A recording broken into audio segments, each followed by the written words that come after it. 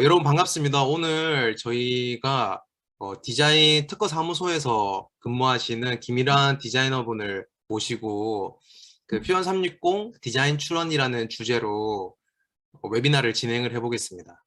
우선 희라님이 간단하게 소개를 해주시고 그 다음에 바로 진행을 해주시면 될 것 같습니다. 네, 안녕하세요. 저는 주로 링킹으로 활동을 하고 있는 김희란이라고 합니다. 오늘은 제가 약간 직업적으로 이제 하고 있는 일을 관련해서 여러분들께 좀 노하우랑 이것저것 많이 알려드리려고 이 자리에 서게 됐는데요. 바로 시작을 해볼게요. 일단, 어, 제 최근 작품 한번 보실게요. 내용이 약간은 처음에 시작할 때 이론도 있기 때문에 딱딱할 수가 있어서 이런 모습을 한번 보여드릴게요. 최근에 이렇게 미스디오를 여기서 모델링도 하고 렌더링도 하고 퓨전해서 모든 걸 다 수행을 했었는데요. 지금은 이렇게 디자인 모드에서 봤을 때의 모습이에요. 여러분들이 이게 뭐야 라고 지금 싱크디끗 보일뚱 말뚱 이런 재질도 들어가져 있죠. 이건 왜 그러냐면 퓨전에서 기본적으로 투명 재질, 유리라던가 이런 투명 재질을 넣게 되면은 이런 식으로 보여져요. 좀 실제 같지 않은 모습이죠. 근데 이거를 이제 렌더링 쪽으로 들어가서 지금 배경이 있어서 이렇게 보이고요. 배경을 그냥 솔리드 컬러를 이렇게 놓게 돼도 마찬가지로 이렇게 보여요. 근데 이제 투명 같은 경우는 실제로 렌더링을 한다거나 이렇게 인캠퍼스 렌더를 켜주어야지만 제대로 표현이 됩니다. 보시나요? 자, 네, 잘 이렇게, 보입니다. 예, 이렇게 보여지고, 뭐, 간단히 이렇게 보다 보면 지금 빛이 그림자나 이런 것 때문에 어떻게 잘 보여질지 모르겠지만, 이런 로고 부분, 음각 이런 것도 렌더링이에요. 이건 모델링으로 파낸 작업이 아니라, 여러분들이 이거 같은 경우야 뭐 이 정도야 뭐 모델링으로 쉽게 파낼 수 있겠지라고 생각 충분히 하실 수 있어요. 맞아요. 그리고 그게 더 자연스러울 수도 있어요. 하지만 이제 아래쪽으로 한번 볼게요. 이런 복잡한 패턴, 숫자가 많은 어떤 객체들로 파내야 될 것 같은 그런 패턴들, 이런 것도 렌더링을 통해서 음각 처리를 충분히 하실 수가 있기 때문에 지금 이제 실시간 렌더가 점점 진행이 됨에 따라서 좀 더 이 점박이라던가 뿌연 현상들이 사라지고 있습니다. 네, 이런 것들을 렌더링에서 좀 더 간결하게 가볍게 수행을 할 수가 있어요. 이 부분이 중요한 어떤 모델링에서 굉장히 중요한 게 아니라면, 디자인에서 중요한 게 아니라면 이렇게 렌더링으로 간단하게 처리를 하는 것이 오히려 더 가볍고 좋을 수가 있어요.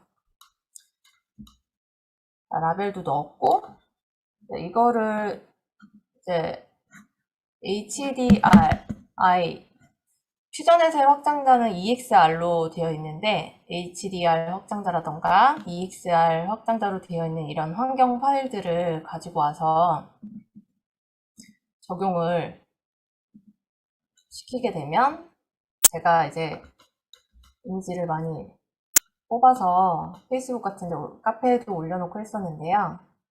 이렇게 좀 더 느낌이 있는 그런 렌더링도 하실 수가 있습니다. 퓨전 360이 굉장히 좋은 게 일단은 클라우드 렌더링이 굉장히 속도가 빠르다는 거, 그리고 특히나 이런 투명 렌더링 할 때, 그러니까 반사가 심한 물체들이라던가 굴절 이런 걸 컴퓨터가 계산을 많이 해야 되는 그런 물체에 대해서는 굉장히 속도가 많이 빠른 것 같아요. 대신에 좀 약간 장단이 있긴 하지만 어쨌든 제가 봤을 때는 굉장히 그 속도에 비해서 품질도 굉장히 좋다고 생각합니다. 자, 이렇게 한번 눈요기를 하신 다음에 음. 본격적으로 시작을 해볼까요? 저 하나 궁금한 게 있는데 그 히라님이 렌더링을 많이 써 보셨잖아요. 다른 네. 툴들도 그렇고 퓨전 네. 렌더링의 뭐 장단점이라고 하면 어떤 게 있을까요? 말씀드린 대로 가장 큰 장점이 이런 시간 오래 걸리는 게 정말 빨라요. 근데 이제 거기서의 단점이라고 하면, 표현에 있어서 약간의 디테일이, 그러니까 이게 렌더링 전용 툴은 아니잖아요, 사실. 그러다 보니까 다른 렌더링 전문 툴에 비해서는, 커스틱스라는 좀 용어가 있는데, 뭐, 그러니까 유리에 빛이 이제 투과되면서 거기에 맺히는 어떤 빛의 효과라던가 그런 빛의 효과 부분에서는 살짝 부족한 감이 없지 않아 있어요. 하지만 나머지는 이제 기본기만 이제 있다고 하면 다 퓨전에서 어느 정도는 소화가 가능하다고 저는 판단을 해서 저는 웬만해서는 다 퓨전에서 다 렌더링을 하고 있어요. 네, 감사합니다. 네, 이제 시작해도 될까요? 뭐, 딴 거 간단히 보여드리면, 이런 촛불 같은 것도 제가 그런 기본 원리를 이용해서, 촛불 이런 표현들도 이렇게 실시간 렌더를 걸어줘야지 좀 자연스럽게 표현이 됩니다. 그러니까 여러분들도 뭔가 이것저것 만져보고 퓨전을 사용하시면서, 이거 왜 표현이 재질을 제대로 넣은 것 같은데 안 됐네 하면은 이제 실시간을 켜야지만 표현이 되는 재질도 있기 때문에 이걸 눌러보시면 될 것 같아요. 이런 것도 해봤고, 저 촛불은 안에랑 바깥이랑 따로 모델링을 하신 거예요? 이게 총 이렇게 세 구간으로 나눠서 했어요. 와, 신기하다. 저 색깔을 꿀팁이다. 살짝. 또 네. 여러분 약간 이거 팁 드리자면, 솔리드, 우리가 얘기하는 그 비랩 솔리드 있잖아요. 렌더링은 그냥 면인 상태에서도 되고, 서페이스 상태에서도 렌더링 되고, 솔리드도 가능하고, 그리고 이 티스플라인 개체 상에서도 가능은 해요. 근데 텍스처가 들어간다 했을 때는 이제 솔리드인 게 좋죠, 이제. 이런 티스플라인 자체보다는 변환을 수행한 다음에 하시는 게 좋을 것 같아요. 뭐 이런 작품들도 했었는데, 어, 이렇게 제거를 하면, 이거는 제가 잘 쓰는 다이나모라는 프로그램이랑 같이 합작으로 만들어낸 그런 작품이었습니다. 어떻게 눈요기가 되셨나요? 많이 됐습니다. 바로, 네, 바로 시작을 해볼게요.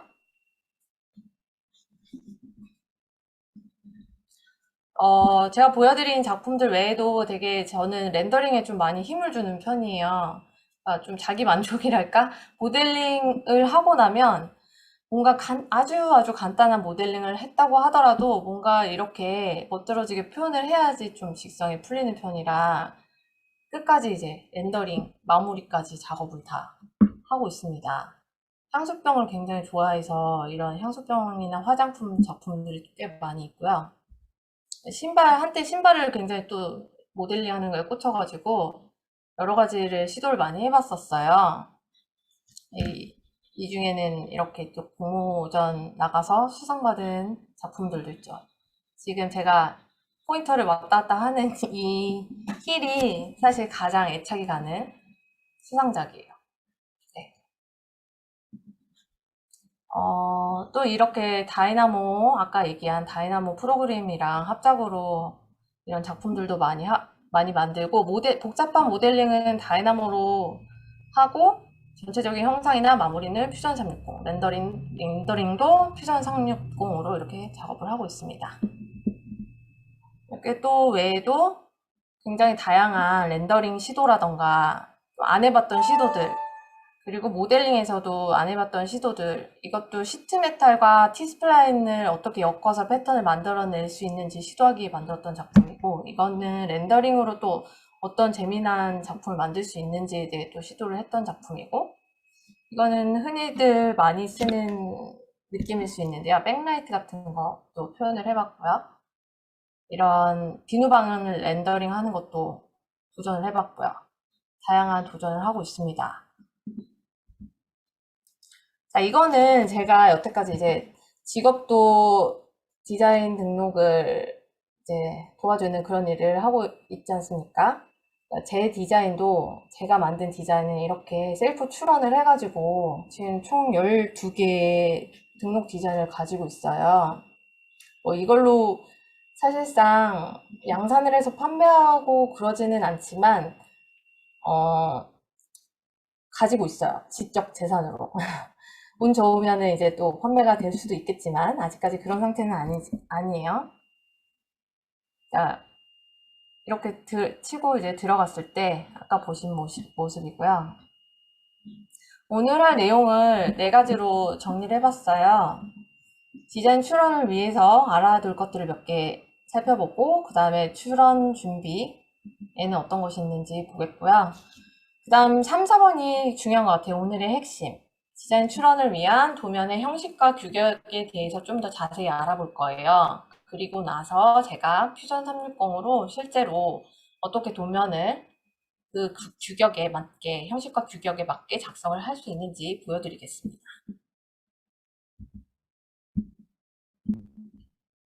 여러분들이 간혹 잘못 이제 알고 있는 용어가 있는데요.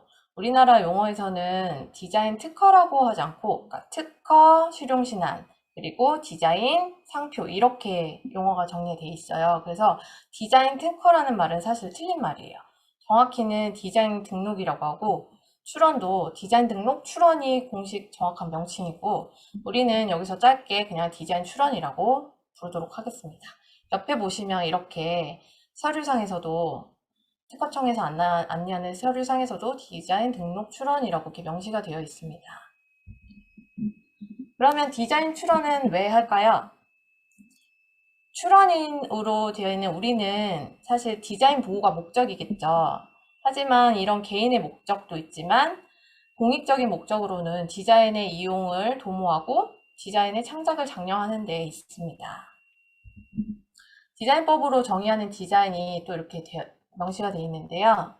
물품의 형상, 모양, 색채 또는 이들의 결합으로 시각적인 미감을 일으키는 것이라고 되어 있어요. 사실 이렇게 괄호는 제가 헷갈리니까 표시를 해놓은 거예요. 사람들이 형상과 모양의 용어를 되게 좀 헷갈려 하시더라고요. 형상은 그 디자인의 외형을 얘기하는 거고, 모양은 무늬를 얘기하는 거예요. 그러니까 이 두 단어를 헷갈리시면 안 돼요. 우리가 출원서를 제출을 하고 나면 특허청의 심사관들이 이 세 가지 요건들을 판별을 해요. 그래서 부합이 되면 등록이 되고 아니면은 이제 그것들을 개선할 수 있는, 그러니까 보정을 할 수 있는 여지를 또 주기도 해요. 기회를 줘요. 그 세 가지가 뭐냐면 공업상, 이용 가능성, 신규성, 창작성이라고 돼 있는데 이게 여러분들이 셀프 출원하실 때 처음에 가장 난해하는 부분이 용어 같은 걸 것 같아요. 약간 법적인 딱딱한 용어들이 되게 많아서 헷갈려 하시는데 뭐 다른 것까지 법적인 용어를 아주 세부적으로 알 필요는 없지만 이해함에 있어서 아주 가장 중요한 것을 이해함에 있어서 이런 공업상 이용 가능성 뭘 것 같아요, 다니엘님? 질문 날려도 되나요? 공업상 이용 가능성. 공업상이요? 네. 이게 여기 우측에 보시면 네. 딱 이렇게 명시가 돼 있어요. 공업상 아, 이용 가능성이라고. 만들 수 있는 것들 아닌가요? 음, 이거는 한마디로 제가 이렇게 적어 놨잖아요. 네. 올바른 도면을 뜻하는 거예요. 그러니까 아, 제조 도면도 사실 도면에서 어그러지면은 제조할 수가 없잖아요. 그쵸? 그쵸? 맞아요. 여기서도 마찬가지로 우리가 출원서라는 걸 내고 나면은 그 자기의 디자인을 표현할 수 있는 가장 중요한 부분이 도면이에요. 네. 그렇기 때문에 도면에서 예를 들어서 도면이 서로 뭐 여러 개 제출한 도면들이 일치가 하지 않는다던가 도면에 좀 이상이 있다, 뭔가 깨져 있다, 알아볼 수 없다, 뭐 이런 것들은 올바른 도면이 아니겠죠. 그리고 네네. 양산하고 만들 수 없는 도면이다, 물건이다 라고 판별을 해서 공업상 이용 가능성이 없다고 얘기를 하는 거예요. 그래서 이거는 그냥 한마디로 올바른 도면을 뜻하는 겁니다. 그 두 번째는 이거는 이제 심사할 때 가장 오래 걸리는 부분이기도 하는데 신규성. 내 디자인이 세계 최초인가 뭐 이런 거예요.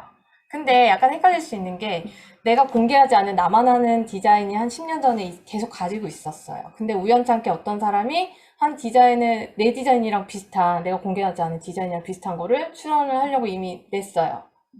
그러면은 얘는 신규성이 어, 내 기준에 있어서 신규성이 있을까요? 그 출연한 사람의 디자인이? 없을까요? 신규성에 위배가 되는 걸까요? 아닐까요? 위해가 되죠. 될까요? 내가 공개 안 하고 나만 알고 있는데? 아, 나만 알고 있는 거. 나만 그거는, 알고 있는데 우연히 다른 사람이 한 10년 뒤에 그 나랑 비슷한 디자인을 출원을 하려고 냈어요. 네.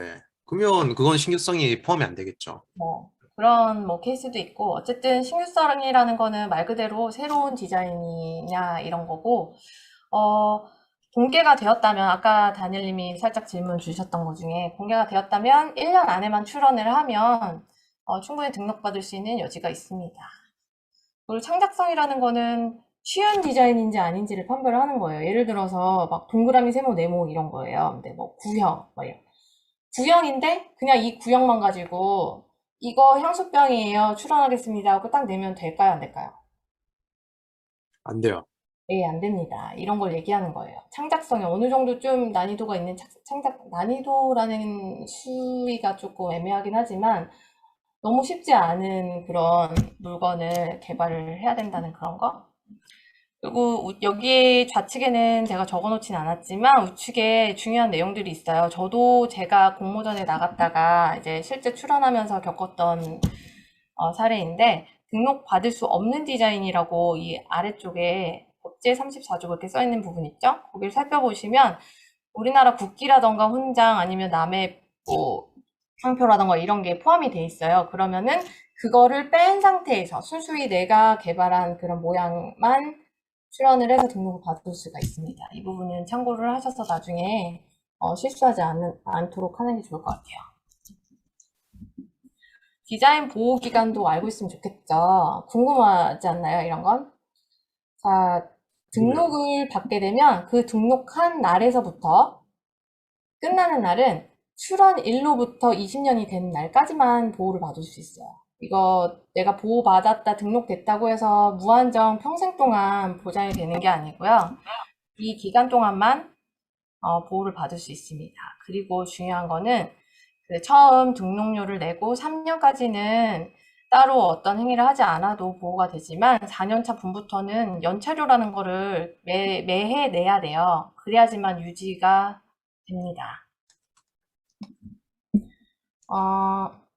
로카르노 분류법이라고 들어보셨나요?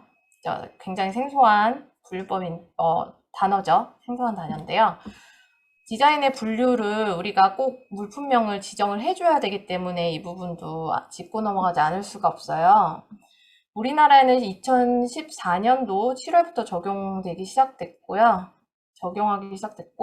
로카르노 협정에 따른 디자인의 국제 분류입니다. 그래서 여기서 내가 어떤 물건을 디자인 출원을 하느냐 그 종류를 검색을 해서 로카르노 분류에 따른 그 분류를 지정을 해줘야 돼요. 안 그러면 특허청에서 이거 잘못된 분류 물품류다라고 하면서 다시 수정하라는 보정 지시가 나올 수가 있어요.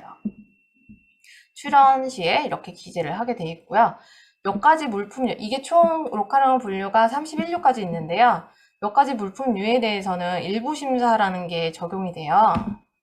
이렇게 보시면 유행성이 강하고 라이프 사이클이 짧은 물품에 대해서는 신속한 심사를 위해서 신규성을 좀 심사를 생략을 해요. 그리고 신규성 사실 디자인 이런 보호받는 걸 중요하긴 하지만 나중에 이제 문제가 생기거나 했을 때 그때 이후에 이제 이거를 다시 심사를 한다거나 뭐 그런 제도가 있고요. 실제로 등록되기까지 해서는 이런 부분을 생략을 시켜서 빠르게 심사를 하도록 하는 거예요. 그게 바로 1류, 2류, 3류 이렇게 밑에 쫙 적혀져 있죠. 이거는 유행이라는 거는 그 시대에 따라서 좀 바뀌기 때문에 우측에 보면은 이렇게 여러 번 변경이 돼 있었어요. 앞으로 어떻게 변경이 될지 모르겠지만 현재는 요거에 한해서 일부 심사가 이루어지고 있습니다. 출원에서 등록까지 심사 절차를 간단하게 살펴보면은 이 방식 심사라는 거는 어떤 서류상의 심사 이런 걸 뜻해요. 그래서 서류가 그 서식 같은 거에 심사가 이렇게 완료가 되게 되면은 자기가 원하면 공개를 할 수가 있어요. 미리 공개.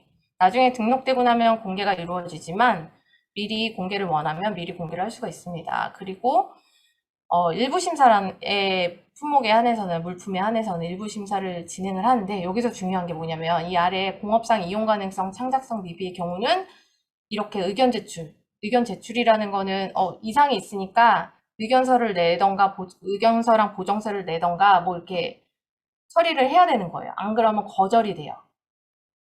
오케이?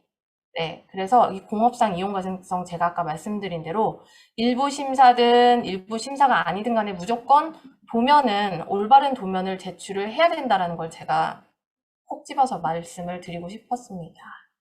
그 밑에 보면 이렇게 심사가 이루어지고 이상이 없으면 등록 결정이 되게 되는 거겠죠.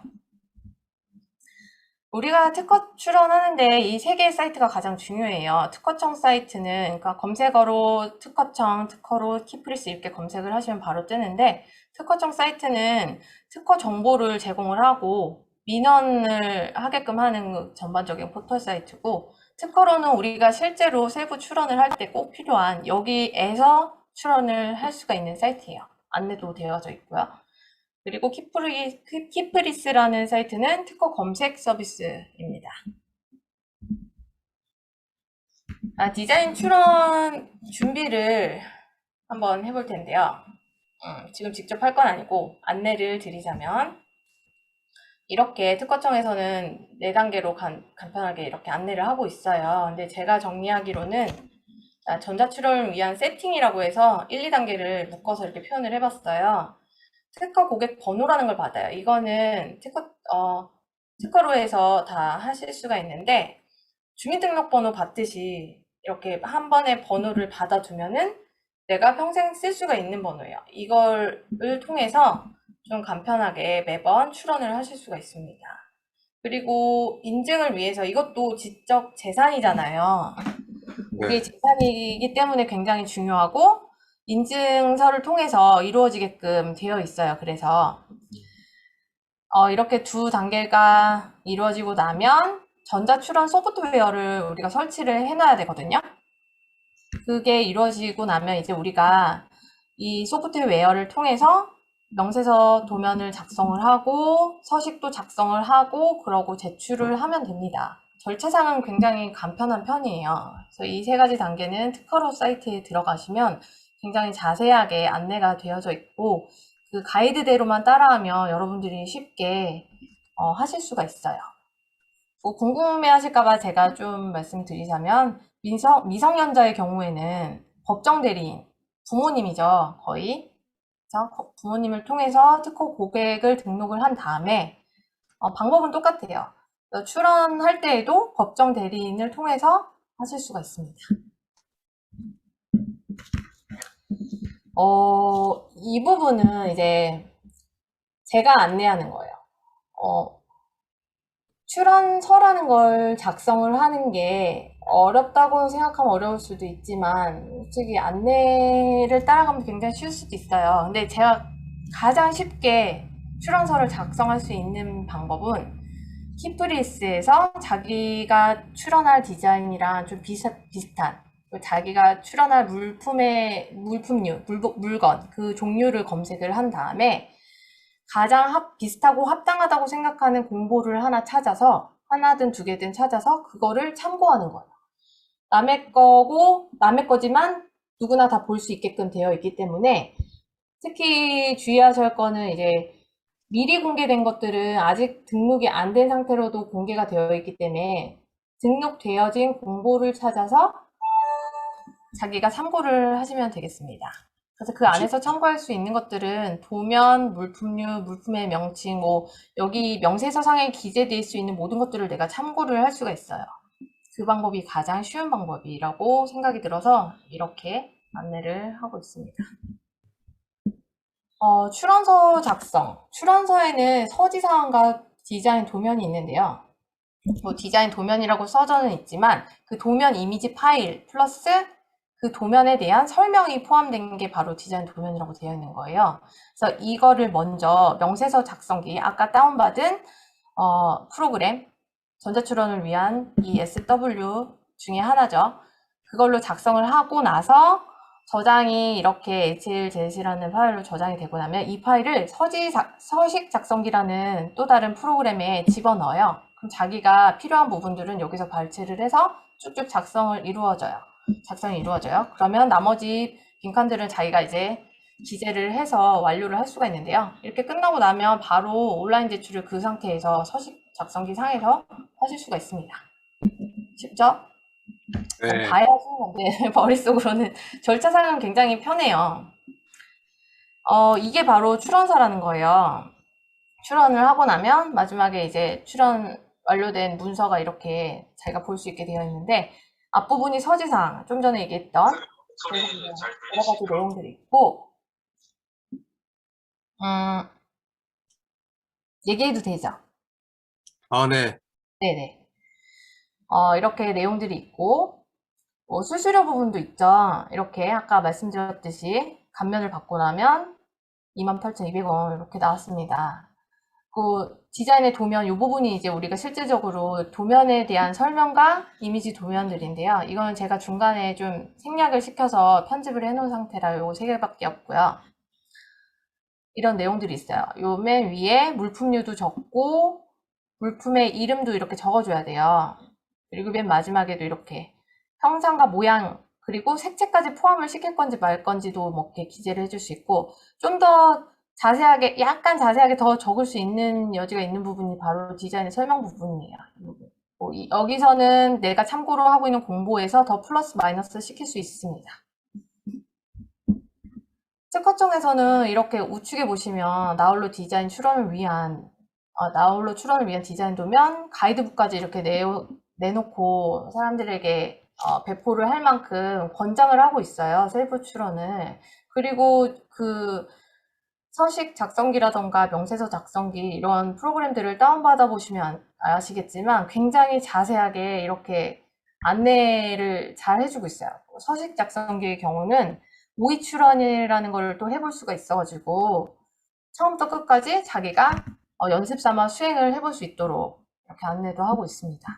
더 좋은 거는 특허청이 정말 친절해서 사실 이렇게 개인적으로 개인이 하다가 막히는 부분이 있으면 원격이라던가 뭐 전화로도 굉장히 상담을 잘 해주는 편이에요. 그러니까 주저하지 마시고 궁금한 거 있으면 여기다가 안내를 받으시는 것도 굉장히 좋은 방법일 것 같아요. 여기부터 이제 중요한데요. 디자인 출원 도면과 도면의 형식과 규격 이 부분이 살짝 이론적인 부분이 포함이 있어서 지루할 수는 있겠지만 안 할 수는 없어요. 눈을 크게 뜨고 한번 봐주시기 바랍니다. 네. 디자인의 도면이 여기 아래에 이제 명시가 되어 있는데 실체적 등록 요건 판단의 기초래요. 그러니까 엄청 중요하다고 안내를 하고 있는 거예요. 이거는 이제 나홀로 아까 그 가이드북에 되어 있는 걸 제가 발췌해 온 거고 디자인 등록의 권리 범위를 특정하는 역할을 한대요. 그 얘기는 내가 이 그림을 통해서 내 디자인이 어떤 디자인이다라는 거를 심사관께 알려줘야 되는 거잖아요. 그러니까 그림이 뭔가 명확치 않게 표현이 됐다는 얘기는 내 디자인에 대해서 심사관께 설명을 잘 못하고 있는 거예요. 도면에 대한 중요성을 여기서 말하고 있고 우리가 퓨전을 통해서 이따 렌더링을 해볼 텐데요. 샘플 렌더링을 해볼 텐데 렌더링을 하기 전에 이 부분을 체크를 하지 않으면 삽질을 하게 돼요. 그죠? 이런 중요한 이제 색상 권리를 받을 것인가 막 이런 거에서 색상을 퓨전에서 넣고 렌더링을 할 것인지 그거를 그냥 흑백 자체로 색상을 넣고 렌더링을 할 것인지에 따라서 후보정이 있을 수도 있고 없을 수도 있습니다. 그래서 미리 생각을 하고 렌더링을 시작을 하셔야 돼요. 그리고 부분 디자인인가 했죠. 부분 디자인이라는 거는 내가 이 전체적인 물건에서 한 부분만 혹은 어느 부분을 제외하고 권리를 받겠다는 거예요. 그래서 이걸로 치면 제가 예전에 이것도 공모를 했던 작품인데 실제 공모전 나갈 때는 이런 식으로 나갔다고 하면 여기서 제거할 건 제거를 하고 부분 디자인으로 나가겠다고 제가 생각을 했기 때문에 이 펜 부분은 사실 누구나 다 이렇게 쓰는 사다가 쓰는 물건? 뭐라 그러죠?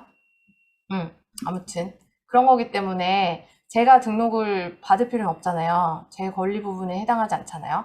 이런 부분도 장식 부분도 충분히 바뀔 수 있는 여지가 있으니까 빼고 등록을 받겠다 제가 마음을 먹었기 때문에 여기에 있는 이 흑백 부분만 권리를 받겠습니다라고 이렇게 도면상에서 표시를 해준 거예요. 부분 디자인, 렌더링 부분 디자인 표시는 대체적으로 흑백을 제외한 어떤 특정 색상에 대해서는 제외를 하겠습니다라는 그런 대체적으로는 그렇게 통상적으로 이루어지고요. 그리고 이 부분 디자인 권리에서 불필요한 부분 아까 얘기했던 이제 뭐 예를 들어 여기에 태극기가 처음에 들어가 있었던 제품이에요. 공모전 나갈 때. 그러면 그 태극기는 빼고 디자인 등록 출원을 하셔야 됩니다. 그죠? 그게 있으면 반드시 아마 의견 제출이 나올 거예요. 이거 같은 경우도 이 회사, 이 로고의 회사에다가 제가 공모를 한 거니까 남의 거잖아요. 이 상표 이런 거 다 빼고 나가셔야 돼요. 그 투명인가 이 부분은 뭐냐면 아까 전에 디자인법으로 정의하고 있는 디자인 정의 기억하시는지 모르겠는데요. 형상, 모양, 색채 또는 이들의 결합으로 시각적인 미감을 일으키는 것이라고 돼 있잖아요. 그 얘기는 약간 유리 재질, 투명 재질은 이 같은 형상임에도 불구하고 시각적인 미감이 다를 수 있다는 거예요. 그래서 저 같은 경우는 이제 이 형상뿐만 아니라 이런 투명에 한해서도 보장을 받고자 이렇게 두 번을 출원을 했어요. 요거 따로, 투명 따로, 재질 따로 넣어가지고. 그걸 알고 계시면 될 것 같아요. 투명인 경우에는 좀 약간 달라요. 정리를 해보자면 디자인 출원을 위한 우리의 목표가 있을 거 아니에요? 그거는 예쁘게 하면 될까요? 아니죠. 예쁘게 하면 안 되고 그냥 심플하고 명확하게 하면 돼요. 그러니까 제가 예시를 들었던 것처럼 위에 이런 느낌 보다는이 아니라 이거는 안 돼요. 이런 거 말고 이렇게 형상이 도드라지게 딱 이 모양이다 라고 정확하게 보여줄 수 있는 도면이 필요합니다. 혹시 질문 있으실까요? 여기까지? 제가 질문이 하나 생겨가지고 아까 공보라는 단어가 있었는데 네. 공보가 뭐예요? 공보는 특허청에서 공식적으로 이제 공개를 해서 나오는 뭐라 그래야 되나?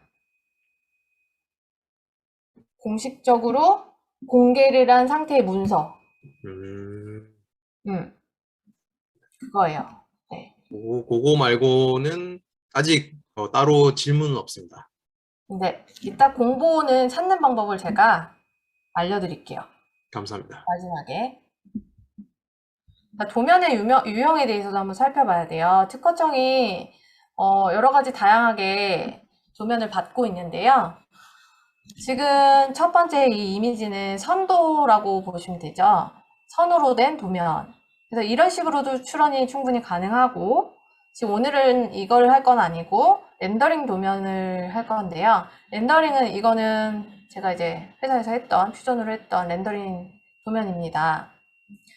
그래서 렌더링 도면 또는 사진의 경우는 이제 우리가 모델링하기 까다로운 물건들 있잖아요. 얘도 같은 신발이긴 하지만 이건 약간 좀 심플한 신발이죠. 모델링하기 그렇게 어려워 보이지 않는 신발. 근데 복잡한 의류라던가 신발, 그리기 애매한 것들 있잖아요. 그런 것들은 사진 출원을 많이 해요. 그렇게 나가는데 이 선도, 렌더링, 사진 모두 다 JPG나 TIF 파일로 해서 같은 형식으로 해서 제출을 하시면 돼요. 그리고 지금 두 번째 이 막 움직이게 되어 있는 이게 바로 3D. 3D 파일 자체도 출원을 할 수가 있어요. 근데 우리나라에서는 이 3D 출원이 가능한데 나라마다의 이런 도면 규격 이런 게 다르기 때문에 이걸 지원하지 않는 나라도 많이 있어요. 그러니까 뭐 해외 출원을 염두에 한다던가 좀 모델링에 자신이 없다, 뭐 이렇게 깨질 염려가 있다. 이게 지정된 형식으로 바로 변환을 해서 내야 되기 때문에 변환 과정에서 깨질 여지가 있다. 아니면 모델링에 자신이 없어서 좀 부족한 부분이 있다 하면은 이제 이런 것보다는 다른 류의 도면을 작성하는 게 좋겠죠? 그리고 심지어는 견본도 받긴 해요. 근데 이거 되게 구시대적인 방법이고 거의 이렇게 내는 사람은 없다고 봅니다. 한번 렌더링 된 공보의 사진들을, 이미지들을 한번 찾아와 봤는데요. 이렇게 좀 명확하게 이 물건에 대해서 알아볼 수 있는 렌더링 도면이면 도면에는 이상이 없이 넘어갈 수 있겠죠. 이거 같은 경우는 이제 선으로 표현했다고 한번 상상을 해보세요. 곡면이 있는 경우는 약간 선으로 표현했을 때 밋밋한 이 물건에 대해 표현이 잘 안 될 수도 있어요. 근데 그렇다고 해서 출원이 안 되는 건 아니에요. 이제 내 물건을 얼마나 심사가 있게 잘 표현을 하느냐. 도면이 명확해야 나중에 뭐 통과가 됐다 하더라도 내 도면이 내 물건을 잘 표현하고 있어야지 나중에 문제가 생기거나 이제 소송에 걸린다거나 했을 때 해소할 수 있는 여지가 충분히 많이 있거든요.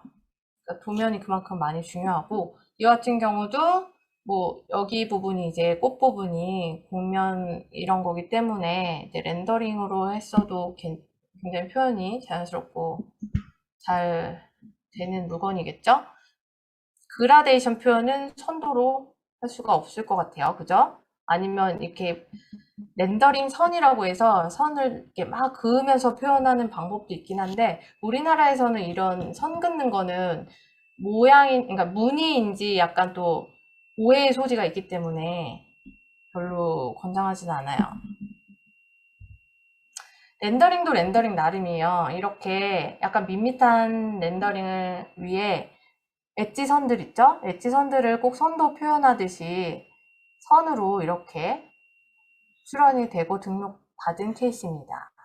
이거는 이제 부분 디자인이니까 노랗게 되어 있는 거고, 이 같은 경우는 부품이 많은 경우에는 너무 부품이 많기 때문에 또 구분이 어려울 수 있잖아요.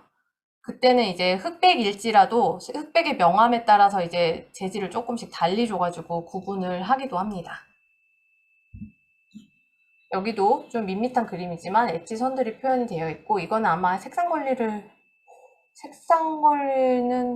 글쎄요, 이건 명세서를 봐야 알 것 같은데 명시를 해줄 수가 있어요. 색상 관리를 받을지 말지에 대해서. 단순히 구분용인지 색상 관리를 받은 건지는 잘 모르겠어요. 이거는 투명부도 이렇게 표현을 할 수 있다는 걸 보여주려고 가져왔고, 자, 도면의 요건을 한번 살펴볼게요. 도면은 우리가 계속 얘기하고 있지만 내 디자인에 대해서 설명을 자세히 해줘야 되는 거기 때문에 충분한 도면을 제출을 해야 돼요. 자, 뒤에서 더 자세히 나올 거예요.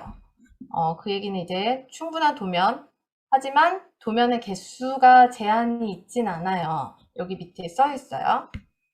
도면 개수는 제한이 없습니다. 그리고 생략도 가능해요. 정배좌우, 그러니까 원통 같은 경우는 정배좌우가 같을 수 있잖아요. 그런 경우는 이제 이유를 기재하죠. 이제 정면도와 같기 때문에 배면도는 생략합니다. 뭐 이런 식으로 이유를 기재를 해줌으로써 도면, 이미지는 생략을 할 수도 있습니다. 하지만 저는 개인적으로 그렇게 하진 않아요. 그냥 다 이미지로 실수를 좀 더 배제하기 위해서 그냥 이미지로 다 제출을 합니다. 똑같아도. 필요한 경우 추가 도면, 여기 추가 도면이라는 것은 다른 뷰에서 바라본 어떤 사실도, 단면도, 확대도, 분해도, 전개도, 사용 상태, 어떤 식으로 사용이 이루어지고 있는지까지도 추가 설명을 위해서라면 이제 도면 제출을 하실 수 있습니다. 자, 도면을 우리가 퓨전에서도 보면 원근인지 직교모드인지 선택을 하실 수가 있잖아요. 원근으로 하시면 안 되고 정투상법에 의해서 이렇게 직교 모드를 켜놓은 상태에서 하셔야 돼요. 원근이 있으면 이제 정배좌우 말고 정배좌우는 직교로 반드시 해야 되고, 40도 정도는 원근을 약간 허용은 하기는 해요. 하지만 제가 권장드리는 거는 직교 모드로 하라고 말씀드릴게요. 퓨전의 이 큐브로 이렇게 설명을 제가 했습니다. 정투상법이라는 거는 이렇게 정면도에서 바라봤을 때 우측면 위에, 그리고 헷갈리는 거 이제 바텀이잖아요. 바텀은 이제 위에서 이따 보여드리면서 할게요. 이건 말로 해도 잘 모를 것 같아요. 이렇게 보실 수 있고, 이 부분은 자, 여러분들 틀린 곳을 한번 찾아보시겠어요? 5초 드릴게요. 하나, 둘, 셋, 넷, 다섯. 찾아보세요, 여러분. 찾으셨나요?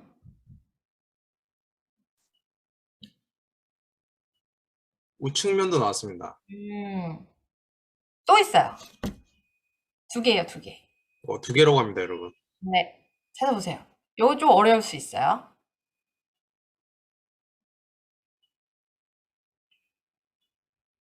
자, 한 번만 더. 네. 평면도가 이상한 거 아닌가요? 평면도? 왜요? 왜 그렇게 생각하죠? 그냥 찍었습니다. 연결 부분? 연결 부분이 어디를 얘기하는 거지? 연결 부분? 어디가 연결이지? 연결이 어딘가요? 이제 정답 공개해도 돼요? 공개해주세요. 아, 검은색과 흰색 부분, 그렇진 않아요. 여기서 제가 말씀드리고자 하는 건 그건 아니에요. 우측면도는 사실 여러분들 딱 눈에 띄게 알겠지만 스케일이 다르죠. 자, 육면도가 일치돼야 되는데 그 중에 하나가 스케일이에요. 그 스케일이라 함은 여백을 제외하고 실제 이 물건으로 보여지는 이 물품들의 크기가 스케일이 맞아야 된다는 얘기인데 우측면도는 좀 작죠. 그래서 틀렸고 나는 이제 이거 약간 애매하게 넣은 건데 이거 말씀하시는 분은 없네. 사시도가 그렇게 치면 사시도가 얘네보다 살짝 큰 거 아닌가요? 뭐 이런 거? 아무도 얘기가 없었어서 이거는 네네. 헷갈리시지 않나 봐요. 이거는 관계 없어요. 사시도 정도는 사실 스케일 이 정도 차이 나는 거는 진짜 너무 작다거나 터무니없이 막 얘네랑 차이 나면 좀 그럴 텐데 이 정도의 스케일을 정확하게 측정할 수 없잖아요. 사시도는 사실 그죠? 이건 넘어가고 평면도 맞아요. 다니엘님 말씀하신 것처럼 평면도인데 이게 지금 바라봤을 때 이렇게 올리면 정답을 공개할게요. 차라리 자 비교를 해보세요. 보이시나요? 왔다 갔다 보이세요? 네네. 자 이게 맞는 거예요. 이거 틀린 거? 음. 자, 일부러 이렇게 돌려놓은 거예요. 자, 육면도가 일치를 해야 된다는 거. 그래서 이거 심사관님들이 도면 이렇게 해서 하나씩 다 보시고 캐치를 하세요. 그래서 틀리면 틀렸다고 이제 의견 제출이 나와요. 근데 한 번에 틀렸다고 해서 거절이 바로 되는 건 아니고 충분히 보정을 할 수 있는 기회를 줍니다. 어쨌든 한 번에 나가는 게 좋잖아요. 그런 거 나오지 않고. 자, 그 다음에는 왜곡과 착시가 없어야 한다. 이제 우리가 렌더링 할 때, 이제, 막 너무 막 예쁘게만 생각하면서 렌더링 하다 보면, 막 빛이 과하게 들어가고, 막 금속 재질 막 이렇게 반사 심하게 들어가고, 그렇게 하면 안 돼요. 그리고 배경도 없어야 되고, 바닥이라던가 배경은 없어야 됩니다. 그리고 이렇게 형상이 전혀 보이지 않을 만큼 막 시꺼멓게 나와서도 안 되겠죠? 이건 되게 기본적이고 상식적인 내용들이에요. 그리고 허용되는 정도, 한 요 정도까지는 허용을 하고 있나 봐요. 그리고 이건 선도니까 당연히. 그쵸? 보시면 딱 아시겠죠? 제가 예시로 많이 들고 있는 게 바로 이 사진인데 이거 될까요, 안 될까요? 안 됩니다. 안 됩니다. 어디가 안 될까요? 이게 반사를 표현해 놓은 게 안 된 것 같아요. 그쵸. 이게 사실 이게 문의도 같이 그 권리 요건에 권리 사항에 포함이 된다고 했잖아요. 이게 되게 무늬 같기도 하고 아닌 것 같기도 하고 그렇죠. 그럼 만약에 이 사진이 정면도, 배면도, 뭐 그러니까 정면도 상에서도 똑같이 반영이 되어 있으면 얘는 통과는 될 수는 있어요. 만약에 정배좌우 해서 육면도가 일치했다, 사시도까지 통과는 될 수 있지만 나중에 누가 이 내 디자인을 따라 했을 때 태클 걸겠죠. 너네 이거 무늬 아니야? 내 거랑 다르잖아. 이렇게. 그죠? 그런 부분들을 다 해소를 하고 깔끔한 도면을 내는 게 가장 중요합니다. 이 다음 부분부터는 조금 헷갈려 하시고 머리가 아플 수도는 있어요. 하지만 알고 있어야 돼요. 이거 되게 몰라서 나중에 좀 난관에 부딪히는 경우가 많이 생기기 때문에 좀 잘 들어주셨으면 좋겠어요. 이게 바로 같은 출력 크기일 때 해상도가 72dpi냐 300dpi냐 뭐 품질이라고 하면 품질일 수도 있죠. 의 차이를 보여드린 건데요. 자, 원래 이거죠. 우측게 맞죠. 실제 로고가. 좌측 거는 이거를 그대로 제출을 했다고 생각을 하면 이 계단 모양의 이런 이미지 자체가 디자인이 될 수가 있는 거예요. 나중에 문제가 생길 수 있죠. 그러니까 내 디자인을 정확하게 보여줄 수 있을 만큼의 그 해상도가 되어야 된다는 거예요.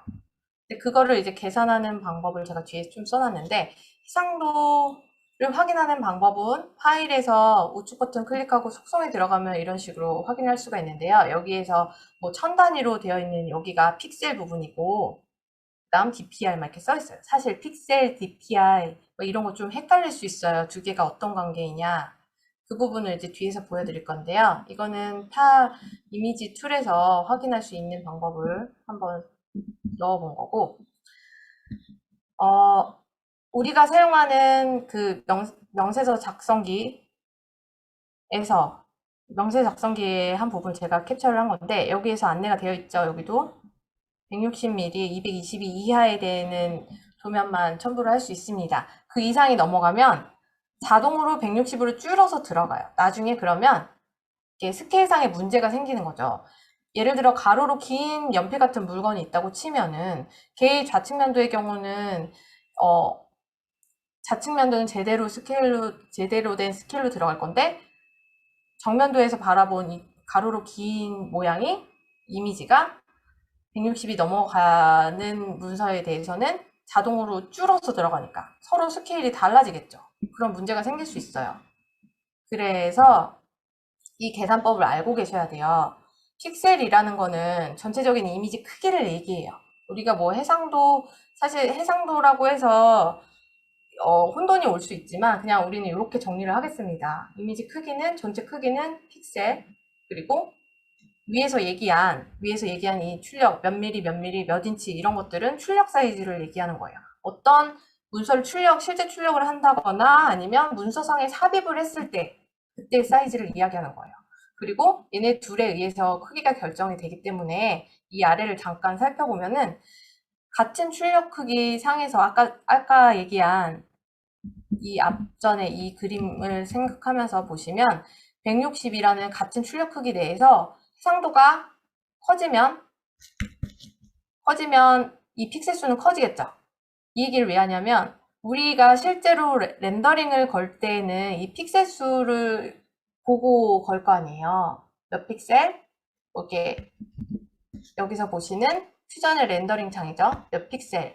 이걸 지정을 해줘야 되기 때문에 이 부분을 좀 알고 넘어가셔야지 내가 어느 정도 해상도로 이미지를 뽑을 것이냐 이런 걸 결정을 하실 수가 있는 겁니다. 제가 권해드리는 거는 저 같은 경우는 이제 요게 크레딧이 상관없이 사용을 하기 때문에 익스퍼트 엘리트라 이거 상관없이 그냥 쓰기 때문에 무조건 크게 뽑아요. 그냥 퓨전에서 4000 픽셀 이게 맥시멈인데요.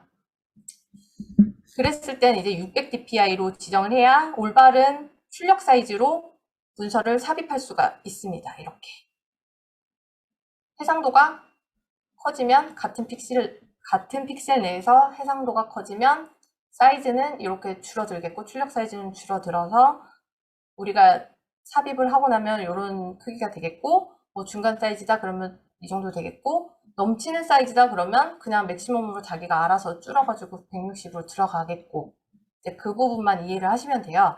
그래서 저는 이렇게 뽑지만 여러분들은 제가 볼 때는 요거 300 이상만 돼도 무리는 없어 보여요. 이게 만약 크레딧이나 속도에서 아무래도 크게 뽑으면 오래 걸릴 거니까 속도에서 뭔가 무리수가 있다 하면 어느 정도 좀 해상도를 낮춰서 렌더링을 거실 것을 권장을 드립니다. 그리고 이렇게 해서 출력 사이즈와 해상도 부분을 조정을 해주실 필요가 있어요. 우리가 왜냐하면 픽셀로 이렇게 지정을 해서 퓨전에서 이미지를 뽑고 나면 자동으로 72dpi가 나와요. 그렇다면 72dpi니까 출력 사이즈는 내가 생각했던 거랑 또 다르게 나올 수 있겠죠. 좀 출력 사이즈가 많이 커지겠죠. 그럼 이런 넘치는 문제가 생기겠죠. 그래서 이런 어떤 이미지 툴을 한번 거쳐서 해상도를 픽셀은 고정시키고 해상도를 바꿔줌으로써 출력 사이즈를 좀 알맞은 크기로 조정을 해주실 필요가 있어요. 근데 이제 여러 다른 툴을 쓰기 좀 뭐하니까 딱 그 부분만을 이용하고자 하는 분들에게는 이런 사이트도 있다라는 걸 제가 여기다가 한번 소개를 해봤고요. 간편해요. 여기다가 입력하고 선택하고 딱 버튼 하나 누르면, 이 버튼 누르면 바로 다운로드가 되더라고요. 그렇게 해서 도면을 준비를 하시면 됩니다. 자, 여기부터 이제 여러분 고생 많으셨어요. 여기부터는 제가 퓨전을 켜고 한번 시연을 해보도록 할게요. 질문 있으실까요? 지금까지는 없고요. 없어요. 네네. 제가, 그리고 응. 너무 설명을 잘해주셔가지고 다들 감탄하면서 보고 있는 상태인 것 같아요. 그런가요? 정말인가요? 아까 전에 나온 거에 있는데 보통 네네. 이제 우리가 제품 만들면 그 네네. 회사에 이제 그 브랜드 컬러라고 해서 딱 특정된 컬러를 입히는 경우들이 있잖아요. 네네. 예를 들어서 이번에 이제 맥북 프로, 에어맥이라고 해야 되나? 아무튼 이런 네. 거 보면 색깔을 막 다양하게 이렇게 냈는데 그 네. 색상에 대해서는 디자인 등록을 보호받는 건 아닌 거죠. 아까 말했듯이 색상을 내가 그 형상과 모양과 색상에 대해 권리를 받겠습니다라고 명시하는 부분이 있어요. 거기서 음, 색상이라는 표현을 쓰면 그 색상도 권리를 받겠다는 얘기인데, 뭐 경우에 따라 다르긴 한데 그렇게 여러 컬러를 낼 바에는 색상 권리를 굳이 받을 필요가 있나요? 권리 범위가 좁아지잖아요. 색상을 넣으면. 예를 들어서 아까 이 부분은 그렇게 설명은 하진 않았는데 예시에 제가 이런 경우 특히나 이런 패키지 사실 되게 단초롭죠, 디자인이. 이거 박스 사실 아까 제가 얘기한 거 이거 의문 가지시는 분들 안 계시네요. 이거 창작성에 위배되지 않냐 막 이런 거, 그죠? 이거 박스잖아요. 음, 음. 상자인데 상자 자체의 이 형상을 받았다기보다는 이거는 여기에 들어간 무늬라던가 이런 컬러, 색깔, 또 상표 출원이랑은 다르게 요 디자인 물품에 대해서 이런 권리를 받고 싶기 때문에 이렇게 출원해서 등록까지 받을 수 있다는 걸 제가 예시로 넣어 놓은 거예요. 얘도 마찬가지고요. 그럴 경우에는 이거 자체가 약간 브랜드화된 어떤 이미지잖아요. 이런 경우 컬러를 많이 쓰는 편이고, 그렇지 않고서 형상이 중요해서 나가는 이런 물건들에 대해서는 흑백으로 굳이 컬러로서 이 색깔에 한정지어서 내가 권리를 받을 필요는 없다고 생각을 하거든요. 뭐 어떤 물건이냐, 어떤 모양이냐에 따라 다르기 때문에, 네, 잘 생각을 할 필요는 있겠습니다. 네. 제가 이제 샘플로 가져온 게 이 연필이에요. 이거는 아직 제가 모를 모티브에서 사실 이렇게 디자인을 하긴 했는데, 이거를 뭐 연필을 만들어야지 하면서 디자인을 한 건 아니지만, 그래도 썩 마음에 들어요, 저는. 펜이. 이거를 아직까지 디자인 출원 받은 적은 없고, 음, 한번 해보겠습니다. 퓨전에서 렌더링을 하기 위해서는 여기 모드에서 렌더링 모드로 넘어가셔야 돼요.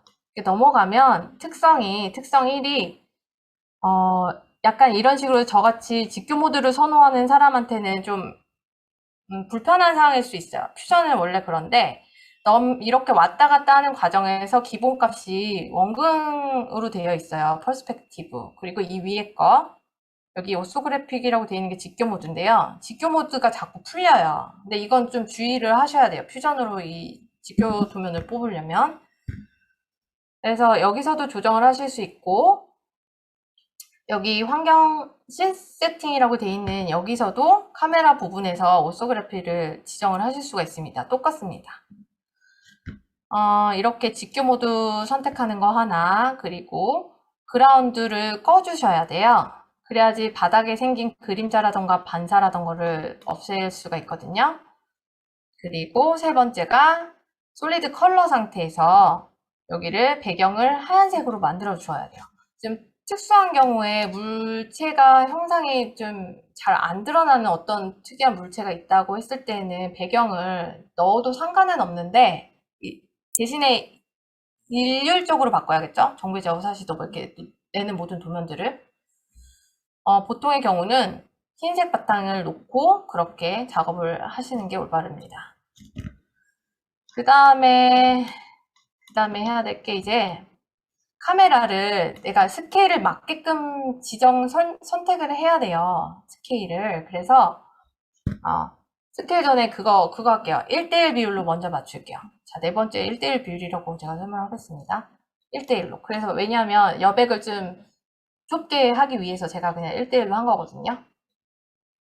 이 상태에서 얘는 일단 신 세팅을 닫아주시고 뷰를 40도 뷰라는 거는 이렇게 틀어진 각도의 뷰를 얘기하는 거예요. 어느 정도 가장 잘 보이는 각도의 뷰를 선택을 딱 해주고 가운데다가 놓으신 다음에 뷰를 돌려도 되고요. 보통은 정면도나 측면 사이로 해서 이렇게 보이게끔 놓게 되겠습니다. 좌측이 보여도 되고 우측이 보여도 돼요. 이런 상태에서 뷰를 저장을 하세요. 뷰 저장은 어떻게 하냐면 네임드 뷰라고 있는 좌측에 탐색기 있는 부분에다가 브라우저 있는 부분에 우측 버튼을 클릭을 하면 New Named View라고 있어요. 이거 내가 지금 보고 있는 이 상태의 뷰를 저장을 하겠다는 얘기예요. 얘를 누르고 나서 이름을 바꿔 주실 수가 있습니다. 이건 사시도니까 뭐 사라고 자기가 알아볼 수 있는 상태를 저장을 하세요. 이게 원근에서 저장을 했으면 원근 값이 그대로 지정이 되고 직교에서 하면 직교가 저장은 되나 나중에 왔다 갔다 하면 다시 원근으로 되어 있기 때문에 저장된 게 흐트러진 건 아니에요.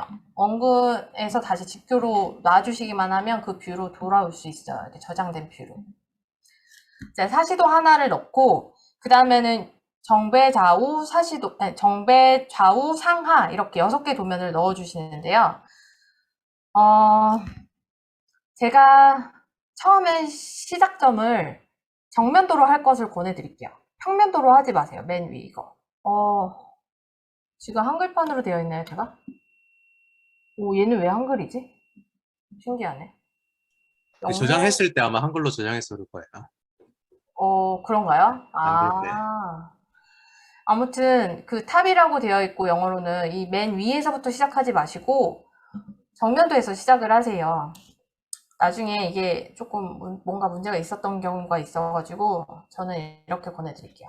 정면도가 지금은 꽉 차게 되어 있는데 뭐 꽉 찬 게 너무 부담스럽다면 이게 약간 잘려 보이긴 하니까 보일 때만 살짝 줄여서 스케일을 좀 이 정도 놔주시고 적당히 놔주시고 얘도 저장을 하는 거예요.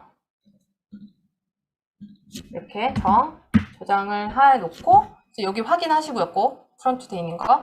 여기서부터는 이 스케일 그대로 마우스 휠을 건드려서는 안 돼요. 이 상태 그대로 해서 뷰 큐브만 계속 왔다 갔다 하면서 지정을 해주시는 거예요. 이렇게. 이해하시죠? 그래야지 스케일이 어그러지지 않습니다. 자, 정면도 기준, 그리고 좌측면도, 왼쪽으로 갔을 때 좌측면, 그리고 우측면, 대면도 여기까지는 헷갈리지 않아요.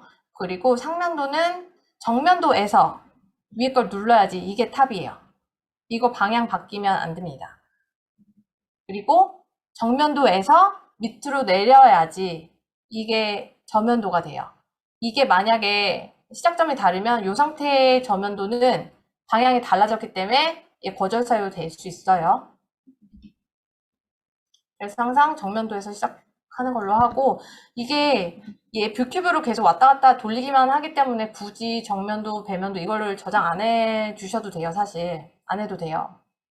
그냥 정면도만 딱 저장해 놓고 이 스케일로 가겠다 지정을 해 놓은 다음에 그 다음부터는 뷰큐브로 옮긴 다음에 렌더링 걸고 그 다음에 또 옮기고 렌더링 걸고 이렇게 하시면 돼요. 여기까지가 기본이고 그 다음에는 이제 이 모습을 보세요. 여러분들 이 모습이 지금은 퓨전 렌더링이 지원하고 있는 가장 기본 값의 재질로 되어 있잖아요. 여기 어피어런스로 들어가시면 지금 요 재질이죠. 지금 제가 두 개가 보이긴 하지만 스테인리스 스틸로 되어 있어요. 근데 여러분 보시기에 이거 어떤 문제가 있어 보이세요? 이거를 출원 도면으로 하겠다 했을 때 어떤 문제가 있어 보여요? 이게 그 색상이 들어가 있으니까 네. 정확하게 무늬가 어떤 건지 잘 안 보이는 것 같아요. 자, 그럼 색상을 바꿔볼게요. 자, 어떤 똑같은데? 문제가 있어 보이세요? 반사가 너무 심한 것 같아요. 맞아요. 저도 그렇게 생각해요. 여기 보면은 하이라이트라고 하죠. 우리가 지금 기본값의 환경이 이렇게 되어 있고, 지금 잠깐만 그 환경 맵으로 켜보겠습니다. 이렇게 돌리다 보면은 환경이 막 이렇게 보이죠? 그죠? 이렇게 하얀 부분이 조명인 거잖아요. 검은 부분이 그 어둠이고, 걔네들이 반사도가 심한 이 스테인리스 스틸이라는 재질이 반사를 내서 이렇게 맺혀 보이는 거죠, 여기에. 하얗게. 그죠? 그러면은 재질이 문제가 있든 환경에 문제가 있든 둘 중에 하나일 텐데, 가장 대표적인 게 이제 말씀하신 대로 재질 자체가 너무 반사도가 심한 재질을 썼죠. 그러니까 기본값에서 우리는 벗어날 필요가 있습니다. 이를 다시 솔리드 컬러로 돌려놓고 사시도 정면도 뷰로 가놓고 작업을 해볼게요. 이런 물체의 경우는 기왕이면 좌우 대칭인 게 좋아요. 그래서 환경을 고르실 때는 좌우 대칭을 보여줄 수 있는 그런 환경을 선택을 하실 건데요. 일단은 재질을 먼저 바꿔보도록 하겠습니다. 여기서 간단하게 뭐 이 상태에서 바꿔본다, 조절을 한다 그러면은 옵션은 한 가지밖에 없어요. 이렇게 러프니스라고 해서 이렇게 러프니스를 그러니까 거칠기만 좀 더 강도를 세게 해줘도 사실 그 하이라이트 부분은 사라지긴 해요. 하지만 좀 부족한 감이 있죠. 이럴 때는 아예 재질 자체를 바꿀 필요가 있다고 생각을 해요. 제가 많이 쓰고 있는 게 지금 뭐 페인트 이런 것도 쓰기도 하는데 한번 해볼게요. 얘는 옵션이 하나 더 생겼죠. 반사도, 리플렉턴트 이거 반사도 자체를 이렇게 바꾸실 수도 있고 거칠기도 조절할 수 있는 여지가 생기는 거죠. 이거는 이제 어떤 물건이냐 어떤 형상이냐에 따라서 케이스 바이 케이스이기 때문에 저는 그냥 이 물건에 합당한 재질을 선택해서 쓰는 거예요. 여러분들이 많이 만져보고 거기에 잘 표현이 될 수 있는 재질을 여러분들이 옵션을 조절을 하셔야 된다는 걸 꼭 말씀드리고 싶어요. 이렇게도 해봤고 결정적으로 저는 이 두 재질을 쓰지 않았어요. 저라면은 요것도 괜찮아요. 이 메탈릭으로 되어 있는 메탈릭 페인트 있죠. 플라스틱 말고 이거를 쓰게 되면 옵션이 이게 들어가서 보면 옵션이 더 많아요. 이렇게 만질 수 있는 옵션이 기본 거칠기랑 이거는 이제 금속성 페인트인 거잖아요. 그 금속성이 어느 정도 금속에 가까운지 뭐 이런 거를 조절을 할 수가 있어요. 이런 거에 따라서 좀 느낌이나 이런 표현되는 게 달라질 수 있기 때문에 거치기는 좀 어떤 재질이든 간에 반사를 좀 없애기 위해서 반사가 있으면 형상이 잘 드러나되 하이라이트가 생기니까 안 되고 반사가 있으면서 거치기를 좀 줌으로써 그걸 완화시킬 수 있는 거죠. 그래서 이런 조절들을 통해 할 수 있고 이 아래는 탑코트라고 해서 말 그대로 코팅된 어떤 느낌도 표현을 할 수가 있는 건데요. 이 부분을 또 조절을 하다 보면은 좀 달라지는데 아까 전에 얘기했잖아요. 이렇게 뭔가 심하게 건드렸는데 모습이 안 바뀐다 하면은 이런 거를 켜서 실제 렌더된 모습이 어떤 건지 이렇게 살펴볼 수도 있어요. 그렇죠? 실제 렌더했을 때는 사실 우리가 캡처할 거 아닌 이상은 이 모습대로 이미지 렌더링이 되기 때문에 반드시 하기 전에는 이거 눌러서 확인을 해주실 필요가 있고 이런 식으로 조절을 하실 수가 있습니다. 자, 아직도 뭐 안 되진 않아요. 뭐 이 상태로 출원했다고 해서 사실 통과가 안 될 것 같진 않아요. 사실 이 정도 정도.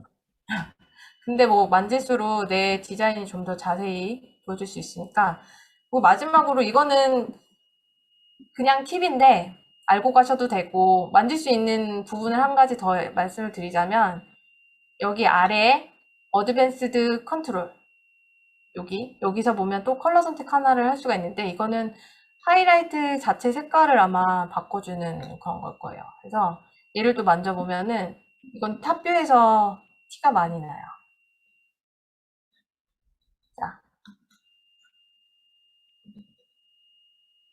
자, 이런 식으로 만져서 여기 엣지 부분이 어떤 거를 쓰면 이렇게 뭉개져 보일 수도 있고, 보이시나요? 이렇게 나타날 수도 있고, 이렇게 나타날 수도 있고. 이해하세요? 네. 재질의 변화에 따라서 그런 부분을 건드릴 수 있고요. 지금은 뭐 정확하게 어떤 재질, 요 정도에서 재질은 그냥 대강 넘어가고, 환경 선택도 굉장히 중요하다는 걸 또 말씀을 드릴 텐데요. 환경 선택은 이제 좌우 대칭이냐 아니냐 이런 거 표현해 줄 때도 있고, 결론부터 말씀드릴게요. 길어지니까. 제가 가장 자주 사용하는 게 정배좌우 뽑을 때는 요거 많이 써요. 포토부스. 더블 클릭 딱 하면 적용이 되는데, 지금 아직 좌우 대칭 아니죠? 이거는 환경의 회전을 통해서 이렇게 바꾸실 수 있는데, 제 경험상 45도가 좌우 대칭, 정면 좌우 대칭을 나타낼 수 있는 환경의 위치입니다. 아까보다 나아졌죠? 이렇게.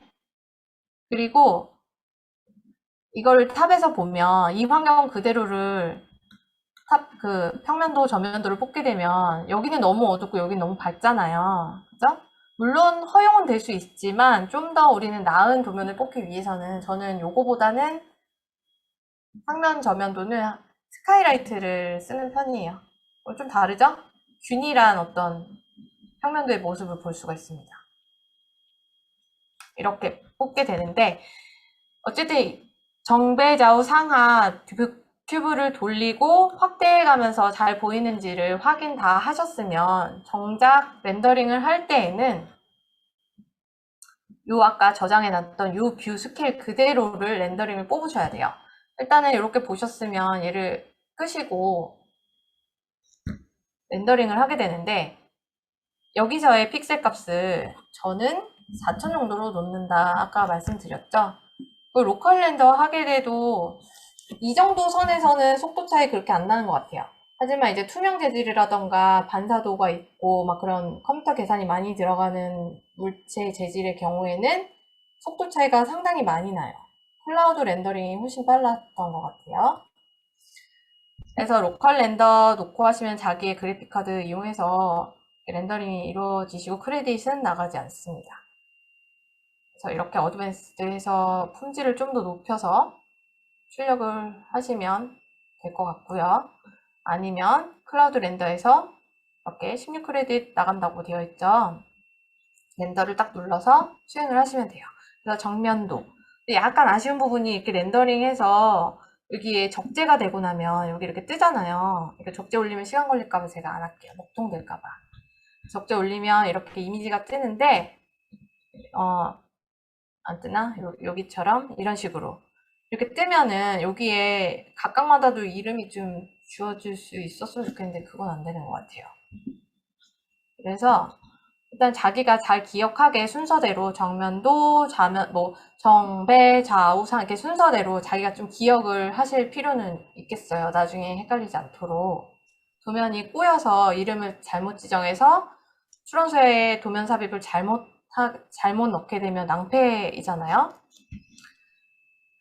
이렇게 정면, 배면, 상면, 저면 다 뽑으시면 됩니다. 그리고 이거 같은 경우는 의문이 있을 수 있어요. 자, 이렇게 돼서 스케일을 같게 뽑았어요. 근데 이게 너무 작잖아요. 왜냐하면 정면도 기준에서 그 출력 사이즈, 세로는 220이었죠.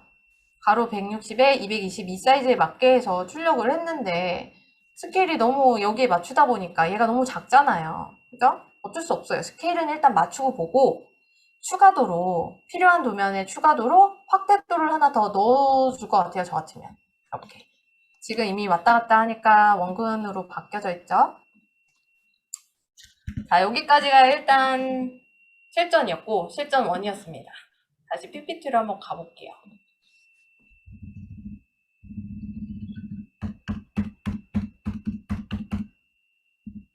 이렇게 정리를 해보자면 고정 세팅이라는 걸 했었죠. 여러분께 이제 끝나고 나면 이거 PPT를 하나씩 나눠드리긴 할 건데요. 이렇게 정리를 해놨습니다. 그리고 조정 옵션에서는 고정은 아까 그렇게 고정하고 우리가 만져볼 수 있는 옵션들은 이렇게 기본적으로는 반사도와 거칠기 이렇게 거치기에 따라서 느낌이 달라지고 이게 어떤 재질이냐 하이라이트 반사도 심한 물건들은 이렇게 나타날 수 있다는 거 유념을 해주시면 될 것 같고요. 적합한 환경 이것도 제가 여러분들께 선물로 드릴 거예요. 이 환경은 사실 이 환경을 가지고 포토샵에서 편집을 좀 했어요. 물체마다 케이스 바이 케이스로 적용되는 환경이 좀 다를 수 있잖아요. 그래서 저는 필요에 따라서는 이렇게 만들어 쓰기도 하는데요. 이 4개 편집된 EXR 파일도 여러분께 함께 제공해 드리도록 하겠습니다. 그래서 이렇게 보시면 환경에 따라 같은 뷰에서 같은 재질에서 어떤 변화가 있는지 여러분들이 충분히 확인을 하실 수 있을 거라 생각이 들어요. 그 환경은 기본 퓨전에서는 EXR 확장자를 쓰긴 하지만 우리가 다른 곳에서 HDR 확장자라는 거를 다운받아서 불러와서 쓰실 수도 있습니다.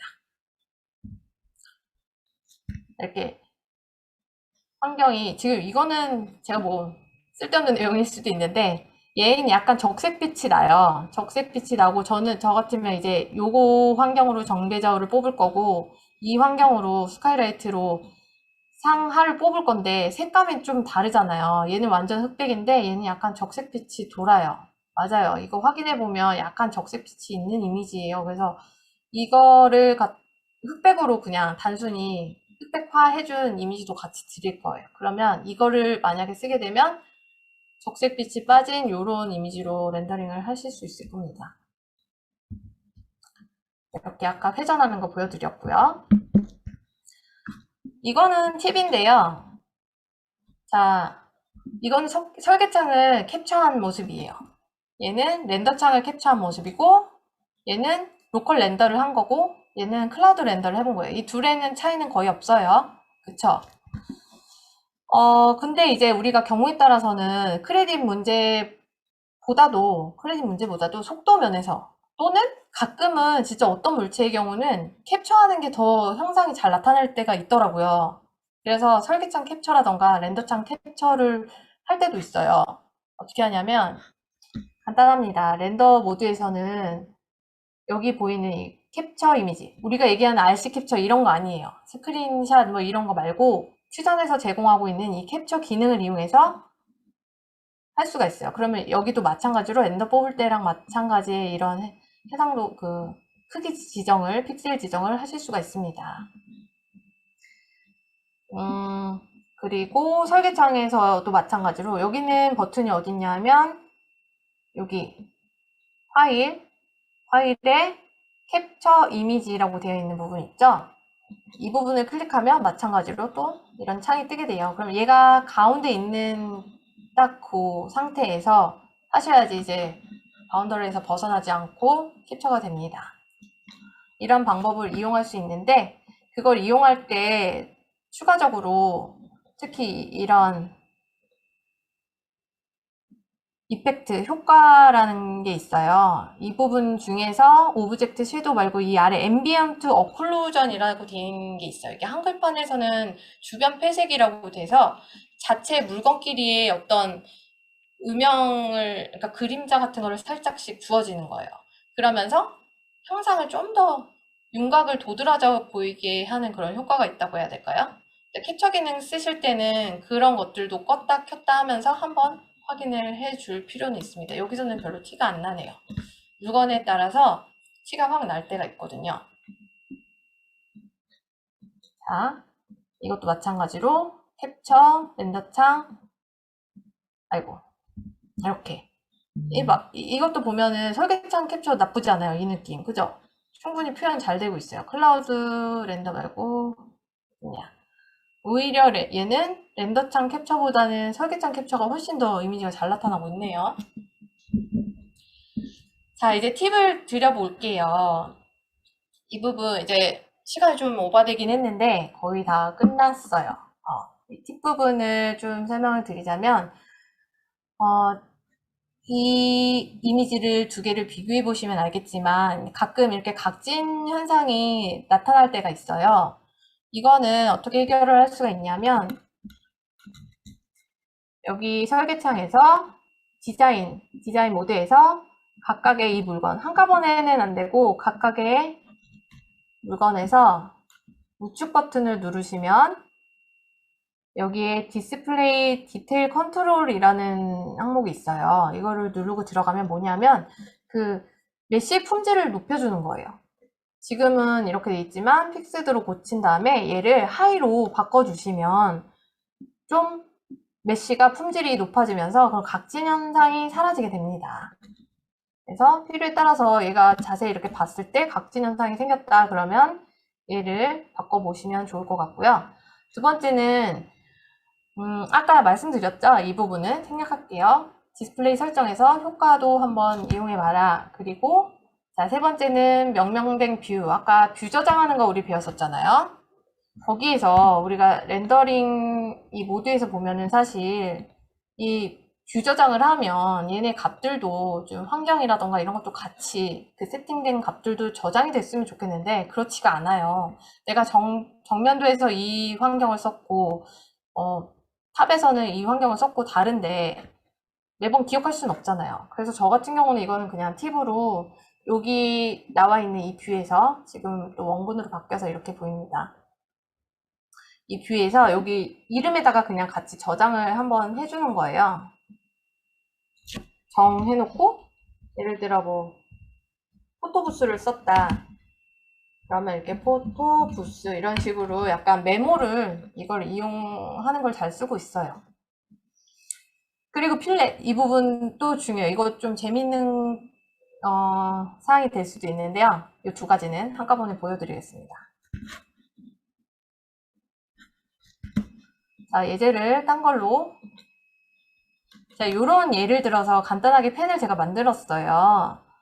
이 부분을 한번 복사를 해서 비교를 해보겠습니다. 얘를 컨트롤 C, 컨트롤 V 하고 개체 복사를 하나 수행을 한 다음에 수질 같이 바뀔까? 봅시다. 일단 반사도가 너무 심해서 얘는 형태를 알아볼 수 없을 지경이죠. 얘는 간편하게 윤곽만 보이도록 색상이랑 거칠기만 좀 바꿔놓고 할게요.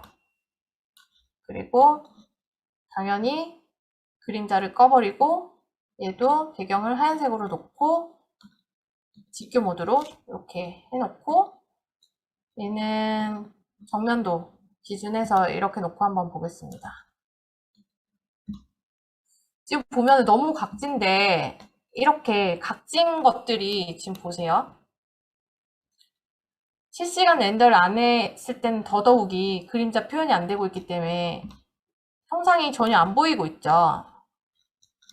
그죠? 실시간 렌더를 하면 그래도 그림자가 어느 정도 표현이 되기 때문에 이렇게는 나타나는데 자, 좌우 대칭 해놓고 자, 이 정도로는 표현이 되겠네요. 하지만 좀 부족한 감이 있어요. 이럴 때 쓰는 방법이 필렛을 주는 거예요. 너무 날카로운 얘네들은 필렛을 통해서 필렛 줄 때 한꺼번에 주려면 이 필터 기능을 쓰면 좋은데요. 엣지 하고 전체 선택을 하고 F를 누르게 되면 이렇게 0.2 또는 0.3 뭐 이 정도 생활 필렛 정도를 줬습니다. 그러면은 여기서도 바로 티가 나잖아요. 이 곡면이 생기면서 빛의 반사가 여기에서 한번 생겨나요. 그러면서 형상이 얘보다는 얘가 좀 더 드러날 수 있다는 거죠. 이렇게 약간 차이를 느끼시나요? 이게 이제 40도에서는 덜 티가 날 수 있는데 이런 식으로 차이 네, 보이시죠? 확실히 보이네요. 이렇게 해결을 보실 수가 있습니다. 중요한 팁이에요, 이거는. 챔퍼를 써도 되나요? 어, 아, 아니요, 저는 근데 필렛. 필렛을 쓰겠다. 필렛이 더 빛이 잘 맺히겠네요. 필렛이어야지 빛이 이렇게 반사가, 각도가 이렇게 생기기 때문에 챔퍼보다는 필렛이 나을 것 같은데요? 챔프 안 해봤어요, 사실. 안 하는 게 좋을 것 같은데. 글쎄요. 한번 해보고 알려주세요. 그 두 번째는, 면마다 재질을 달리 줄 수 있는 거 아시죠? 퓨전에서는 이렇게 페이스라고 되어 있는 거 보이세요? 옵션에? 이거는 바디라던가 컴포넌트 단위로 넣을 수가 있다면 얘를 선택을 했을 때 이렇게 면 단위로 선택을 할 수가 있어요. 그 재질을 이런 식으로 이렇게 보이세요? 이렇게 달리 넣을 수가 있어요. 요거를 편법으로 사용을 하는 건데 만약에 이렇게 필렛을 줬음에도 불구하고 좀 이 엣지 표현이 잘 안 된다. 그럴 경우는 자, 얘 엣지 부분을 살짝 진하게 또는 살짝 밝게 하고 얘랑 색감을 조금 달리 주는 거예요. 그래서 꼭 마치 여기에 선도 아까 제가 드렸던 샘플 중에 렌더링이랑 선이 약간 엣지 부분 섞여 있는 거 기억나시죠? 그런 효과를 낼 수가 있어요. 너무 과하면은 솔직히 이질감이 들어서 안 되고 구분이 갈 수 있을 정도로 이런 식으로 표현을 하셔도 무방합니다. 네. 자, 여기까지 팁을 다 보여드린 것 같고요. 그죠? 어떻게 시간이 좀 오바되긴 했는데 다니엘님 시간이 몇 시죠? 너무 20분 재밌었어요. 아마 질문 오늘 들으신 분들이 빨리 자료를 받아보고 싶어 하지 않을까 싶어요. 혹시 한 몇 분 정도 여유가 있다고 하면 제가 검색하는 거 한번 보여드려도 될까요? 그러면 우선 웨비나는 마치고, 응, 네, 그 다음에 나가실 분들은 나가시고 검색하는 거 네, 보여주시는 걸로 하시죠. 알겠습니다. 네. 그러면 웨비나 진행하느라 고생해 주셨습니다. 제가 채팅창에다가 저희 웨비나 설문창을 올려놨습니다. 그래서 여러분들이 이 설문지를 해주시면 보다 저희가 나중에 웨비나 진행할 때 많은 도움이 될 것 같아요. 그리고 오늘 참여해 주신 분들한테는 저희 히라님이 아까 설명해 주실 때 외부 어, 인바이러먼트라고 해야 되나? 네, 그 설정하는 거를 파일을 같이 보내주실 거거든요. 네, 그 부분을 나중에 받아서 한번 꼭 써보시기 바랍니다. 그리고 질문이나 물어보고 싶으신 분 계시면 지금부터 채팅창에다가 남겨주시면 히라님이 답변을 해주실 거예요. 네. 그러면 히라님 우선 검색하는 거 보여주시면 네네. 지금부터 설문조사 하시고 질문 남기실 거 질문을 진행을 부탁드릴게요. 네, Q&A 버튼에다가 질문 남겨주시는 게 가장 좋아요. 네, 검색하는 거 부탁드리겠습니다. 네. 아까 검색하기 위해서는 키프리스라고 들어가라고 했잖아요. 제가 아까 펜슬을 했으니까 펜슬을 한번 찾아볼게요. 여기 보시면 키프리스 메인 페이지예요. 이 중에서 디자인 검색을 할 거기 때문에 두 번째 디자인 탭으로 가셔서 일단은 키워드, 막연하게 자기 키워드를 검색을 합니다. 연필 또는 펜슬 뭐 이렇게 해볼까요? 자기는 어떤 건지 모르니까 그냥 막연하게 검색을 하세요. 그러면은 자기가 생각하는 뭐가 나오는데 너무 안 나와요. 이러면 키워드가 좀 잘못됐다는 거예요. 오타가 있던가, 펜슬. 이러면 좀 더 많이 나올까요? 일단 이렇게 찾았으면 여기서 멈추지 마시고 그냥 보시지 마시고 정렬 부분을 선택을 하세요. 그래서 출원 번호 순서대로 해서 아래 정렬. 그럼 최근 거부터 보여줘요. 이게 디자인 법규가 조금씩 달라지기 때문에 최근 걸로 보셔서 등록된 거를 선택을 하셔야지 참고하는 데 더 도움이 될 겁니다. 이렇게 했으면 여기에서 말고 여기 고를 눌러 주셔야지 적용이 돼요. 그러면은 여기 등록일자, 출원일자 해서 최근 순으로 정렬이 된 걸 보실 수가 있습니다.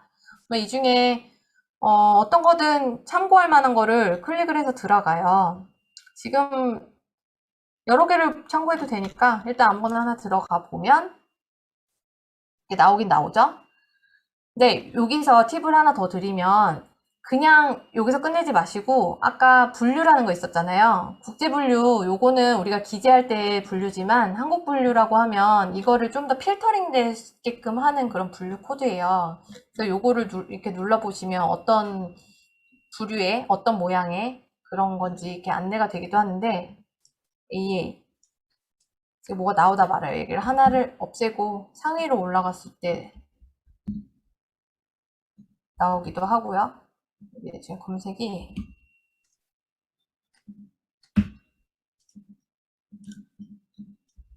지금 뭔가가 키보드가 이상하네요. 아무튼 이렇게 나오면 어떤 물건들인지 어떤 물건인지도 확인을 하고, 중요한 거는 이 코드를 기억을 하고 있다가 가장 합당한 거 하나를 골라서, 아니면 두 개가 될 수 있어요. 이런 거 두 개를 골라서 여기다가 자세히 검색해서 펜슬을 지우고 한국 분류 코드에다가 입력을 해요. 그러면 보다 정확한 물건들이 더 나올 거예요. 필터링 되고 좀 더 가까운, 이 류의 물품에 가까운 애들이 쫙 검색이 되어져요. 그러면 그렇게 검색한 결과물 중에서 내 거랑 비슷한 거를 찾아 들어가시면 됩니다. 별로 어렵지 않죠? 이거는 소멸된 거긴 한데, 여기 써 있어요. 등록된 건지 소멸된 건지. 소멸이라는 건 등록 기간, 권리 보호를 받을 수 있는 기간이 끝났거나 내가 그냥 포기해버린 디자인이에요. 등록된 거를 클릭을 해서 공고 전문 여기로 들어가서 내려받으실 수 있어요. PDF 파일로. 그러면 여기 안에 이렇게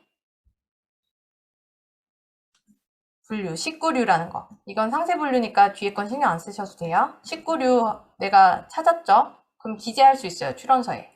그죠? 물품의 명칭도 여기 있는 거를 참고를 해서 얼토당토안하게 너무 꾸민 말을 써져 있는 그런 이름들을 지금 쓰면 안 되거든요.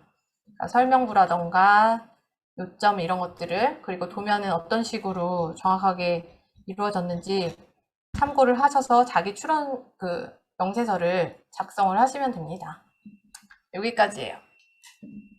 네.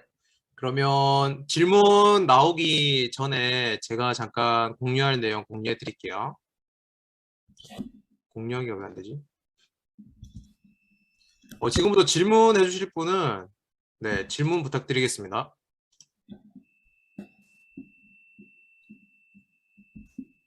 지금 여러분 오늘 퓨전 360 렌더링 이야기 많이 들으셨죠? 그래서 저희가 지금 퓨전 360을 가지고 공모전을 진행하고 있습니다. 그래서 지금 대상은 저희가 초등학교, 중학교, 고등학교 대학생들 이 대상이고, 일반인 분들도 참석이 가능하다고 하세요. 그래서 나중에 여기 링크도 같이 보내드릴 텐데, 저희가 이제 공모전에 들어오시면 저희가 10월 24일까지 신청이 마감이고요. 내려보시면 지금 다양한 주제로 들어와 있어요. 그래서 자동차, 그 다음에 퍼스널 모빌리티, 그리고 저기 가시면 뭐 충전소, 그린 에너지 이런 부분인데, 여러분들이 지금 퓨전 360으로 만들어 두셨던 거 여기다가 참가 신청하셔가지고 좋은 성적 얻으시면 좋을 것 같아요. 이게 어워드에 굉장히 다양한 시상이 준비되어 있습니다. 네, 그래서 네, 호박공장에서 준비하고 계시죠. 그래서 여기 어워드를 보시면 굉장히 좋기 때문에, 만약에 여기 들어오신 분들 중에서 학생들이나 자녀분을 잘 아시는 분들이 계시면 이 공모전을 꼭 소개해 주시면 좋을 것 같아요. 네. 그러면 오늘 희라님이 준비한 웨비나까지 진행을 해봤습니다. 그래서 지금부터는 질문을 조금 남겨주시면 그 질문을 저희가 답변 드리면서 끝내도록 할게요.